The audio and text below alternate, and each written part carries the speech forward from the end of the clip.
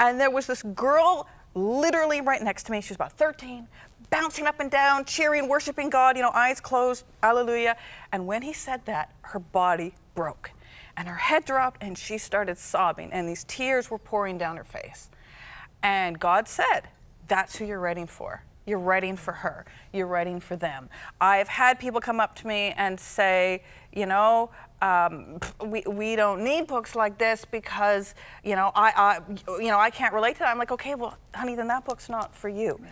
This book, it doesn't have to be. Yeah. It's not for everybody. I think we have a lot of good resources for people who feel strong in their faith and feel encouraged. This was intended for people who feel broken and want to read a story that makes them laugh and to find hope in a meaningful way, but also a lighthearted way and an accessible way. There have been some really good Christian books written about bullying. Frank Peretti wrote an excellent one called Wounded Spirit, but it's a very dark book. I can't open it without crying.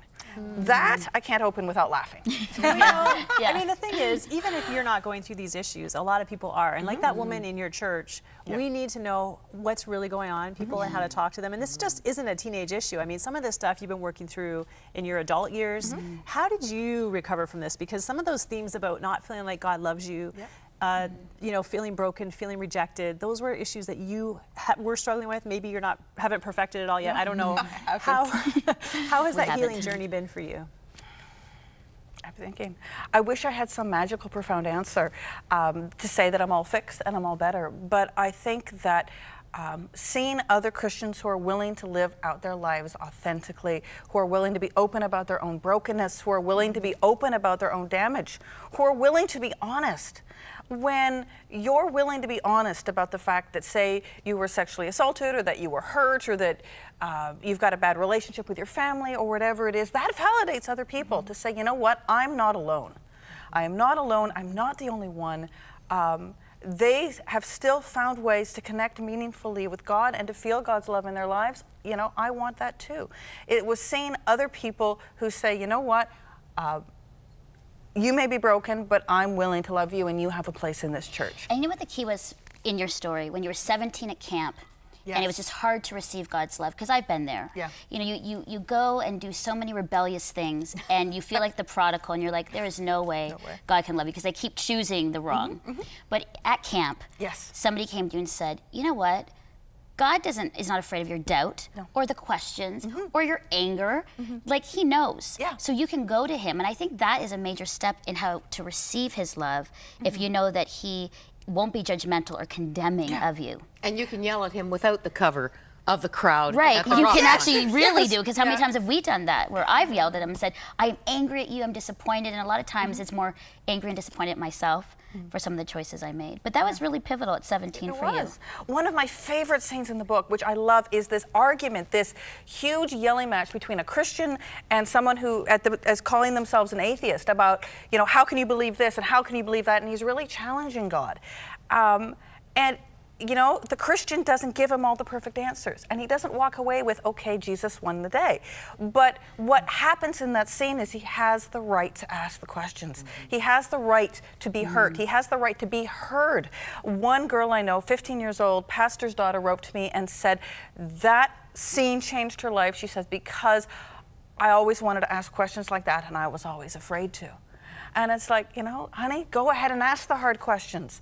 Throw it out there. God's big enough to handle it. He can handle your doubt, and he can handle your fear, and he can handle your hurt. And he wants to. We've got this little, sometimes it's like we're so busy protecting God or worrying that God can't handle what we're dealing with. Well, God's bigger than everything we've dealt with and what even Jesus went through when he was alive. You know, he wasn't treated the best. What he's gone through, he knows what it's like to be there and be hurt by other people and be rejected by other people, and he knows how to handle it. And killed. And killed. Killed. And I can't help but think that your processing of your own pain, your own secrets, I'm sure this book helped. It does.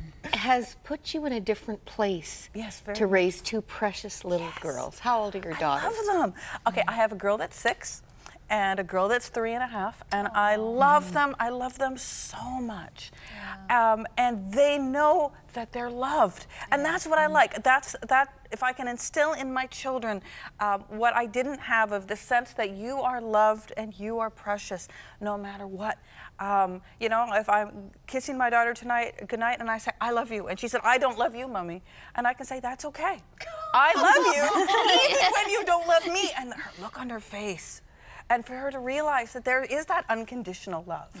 And that I think is amazing. And it's redemption, isn't it? It is. It is. Well, I love that you have a heart for teens, and I know that there's, I mean, you all throughout the book, you're working with teens right now. You have a heart for teens.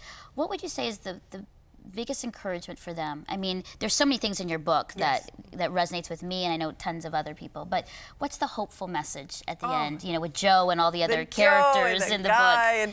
And, you know, that high school's not fatal. that broken hearts aren't fatal. That having a really, I mean, what's great with the book is I take, oh my goodness, all of my worst memories, those things you hang your head and say, oh Lord, I shouldn't have done that. I can put it in fiction now.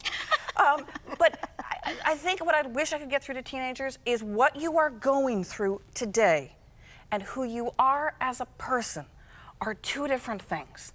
And kids don't get that. I listened to Taylor Swift, who, you know, popular artist, who has this song about, you know, comparing herself to the girl who has the guy, and you know, she has the short skirts and I have the t-shirts. Like, this is who I am and this is who she is.